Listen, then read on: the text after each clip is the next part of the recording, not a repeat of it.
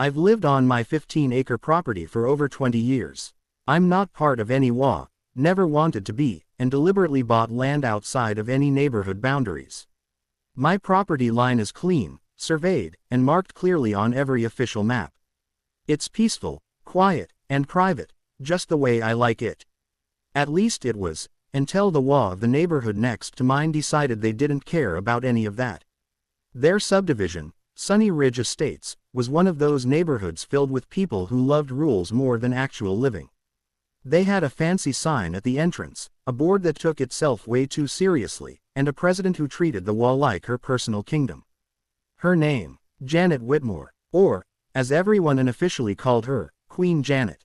I had only had 2 interactions with her in all these years, both equally awful. She once knocked on my door to inform me that my barn paint color clashed with the aesthetic of the neighborhood, despite me not being part of the neighborhood at all. And the second time, she asked me to trim trees on my property because they affected the view from her backyard. My answer both times was a polite but firm no. I thought that was the end of it. It wasn't. The day the bulldozers came. One Wednesday morning, I woke up to the sound of machinery, growling, grating, unmistakably heavy machinery. My first thought was, someone must be doing logging nearby. But the noise was too close. On my land. I grabbed my boots, stepped outside, and froze. 2 bulldozers, a construction crew, survey flags everywhere, and a freshly carved strip of dirt, running straight across my property, right through my pasture. I stormed down the hill toward them. "Hey, what do you think you're doing?" I shouted. One of the workers climbed down from his machine. "We're building the extension road for Sunny Ridge Estates. You're on my property." The man looked confused. "We were told this is HOA land." "No, it's not." He held up a folded paper. "This is the plan we were given." It was a blueprint, stamped and approved by the HOA board. The problem: they had drawn the new road through acreage they didn't own. I called the sheriff. He arrived, looked at the property lines, and his eyebrows shot up. "Yeah, they can't do this," he said. "They had no easement, no right of way, nothing." So the sheriff shut down the construction and ordered them off my land. Within an hour, the HOA president herself marched over with fury in her eyes. Queen Janet descends. She strutted across my field in heels, in mud, like the ground itself owed her a favor. "You had no right to stop construction," she barked. "You had no right to build a road on my land," I replied. The HOA voted, and the road improvement plan was approved. "Approved for your land, not mine." She rolled her eyes. "You don't understand. The community decided this road is necessary. The community doesn't own my property." "Well, the board reviewed old maps that show this section as accessible common land. There are no old maps showing that." She gave a thin, cold smile. "We'll see what the court says." And just like that, she spun around and left. I thought she was bluffing. She wasn't. 2 weeks later, a server handed me official papers. The HOA was suing me for stopping their road project. They sued me, so I countersued. When I showed the lawsuit to my attorney, she laughed out loud. "They're claiming you blocked community access to your own land," she said, flipping pages. "And they want the court to grant them an easement. Yep, this is going to be fun." I filed a countersuit for trespassing, destruction of property, attempted land theft, and harassment. Oh, and the kicker: my attorney found out something massive. Sunny Ridge Estates HOA had been operating on renewed bylaws for the last 10 years, but the renewal paperwork they filed with the county had a clerical error.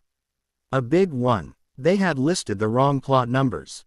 In the eyes of the county, the HOA's leadership structure, and their own board election procedures, were technically invalid.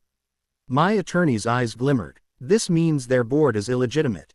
And if the board is illegitimate," she said slowly, "they don't legally exist as an organized HOA. Which means they can't sue anyone," I finished. "Oh, they can sue," she said. "They just won't win." But she wasn't finished. "Also, someone could petition to take over the HOA until the paperwork is corrected." I blinked. "You mean me?" She grinned. "Why not? You're technically impacted by their decisions." Court day. The WA implodes. On the day we walked into the courthouse, the WA board members showed up in matching navy blazers. It would have been funny if it weren't so stupid. Janet was wearing a pearl necklace that might have strangled her if she puffed her chest anymore. She tried to smirk at me.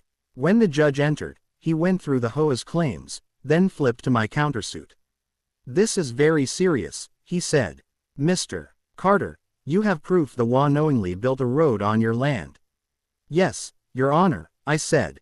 My attorney slid forward photos, maps, drone shots, and the sheriff's report. Then came the part that broke the HOA. My attorney stood. "Your Honor, before continuing, we must address one legal issue. The plaintiffs are operating under bylaws that were never properly filed. As such, the board's authority is not valid under county law." The judge raised an eyebrow. "Is this true?" The room went silent. Then, reluctantly, the HOA's lawyer nodded. "I, unfortunately, cannot dispute that." The judge sat back. So the group suing Mr. Carter did not have the legal standing to authorize this lawsuit. "Yes, Your Honor." "And did not have the legal authority to authorize a road project." "Yes." "And has no governing structure until the bylaws are corrected." "Yes." The judge sighed. "This is a disaster." Then he turned to me. "Mr. Carter, you said you wished to petition for temporary administrative control of the HOA." Janet's head snapped toward me, eyes wide. I nodded. "To restore proper oversight, yes." Janet shot to her feet. "He can't do that. He's not even a member." The judge slammed his gavel. "Sit down, Ms. Whitmore." He looked at me. "Petition granted." Janet went pale. The courtroom erupted in murmurs, some shocked, some amused, some delighted. And with that single ruling, I was now the temporary president of the very WA that tried to steal my land. My first act as WA president. The next WA meeting was legendary. Dozens of residents packed into the clubhouse. People looked around, confused, whispering to each other. Janet sat in the front row, arms crossed, fury radiating off her. I stepped onto the stage, tapped the microphone, and said, "Hello, everyone. I'm your new acting WA president." Half the room gasped. The other half cheered. I held up a thick packet. "This is the full list of illegal actions your previous board took without proper authority. Including." I flipped a page, attempting to construct a road across private property. People started yelling at the former board members. "How could you do that? You told us it was legal. You said he approved it. You used our dues for this." I continued. My second announcement. "Until further notice, WA dues are suspended." The crowd erupted. Some even clapped. Janet sprang to her feet. "You don't have the right." I held up the judges. "Order." "I do." They fell silent. And my third announcement. I said, "All board members, including Ms. Whitmore, are removed pending a full community election." Now the crowd really erupted. People stood, cheering, some booing the old board. A few yelled things I can't repeat. Janet looked like she might combust. Security eventually escorted her and several other former board members out.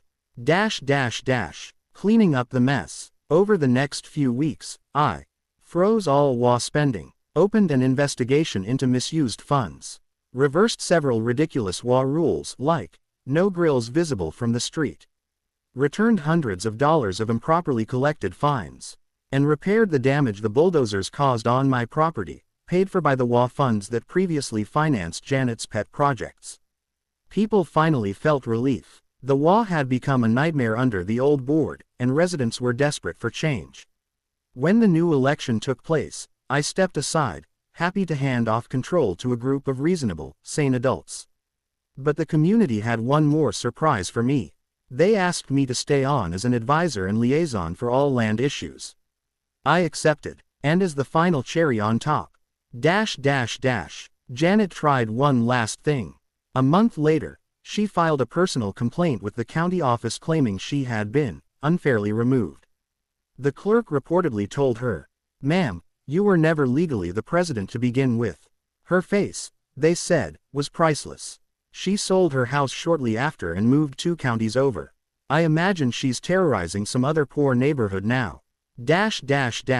Peace, at last. With the WA under new leadership, my property line respected, and the road project fully cancelled, things returned to normal.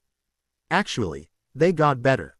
The new board apologized formally, paid for reseeding the torn-up pasture, and even offered funds for new fencing. I declined the money, just wanted peace. The sheriff, who had dealt with several of their nonsense calls over the years, stopped by one day and joked. "You know, I think you're the first person in county history to topple an HOA from the outside." I laughed. I didn't topple them. They did that themselves. And that's the truth. I never wanted a fight. I never wanted control. I never wanted anything except for people to stay off my land. But if someone tries to build a road through your property, sometimes the only thing you can do is bulldoze their wall instead.